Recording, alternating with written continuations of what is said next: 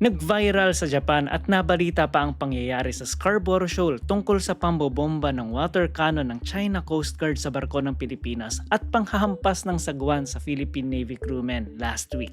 Sa South China Sea, around Scarborough Shoal nangyari ang insidente ng July 23, 2026. Kitang-kita sa video ang pambobomba ng water cannon ng Chinese Coast Guard sa barko ng Pilipinas. Ginawa daw yun ng China upang protektahan ang kanilang teritoryo laban sa mga iligal na aktibidad na ginagawa ng ibang bansa. Dahil sa kanila raw ang South China Sea, kasama dito ang Scarborough Shoal na nasa tabi lang ng ating bansa, na napakalayo sa China, diba? Pangatlong alitan na ng China at Philippines sa loob lamang ng isang linggo.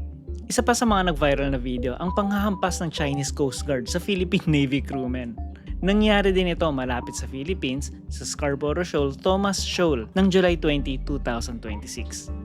Pinaghahampas ng sagwa ng tauhan ng Philippine Navy dahil sa teritoryo daw ito ng China.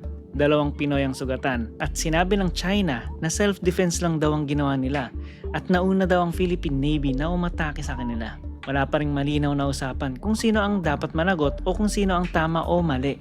Ayon naman sa mga comments ng mga Hapon sa YouTube, sabi nila, unti-unti nang sinasakop ng China ang Philippines. Terrorism yan.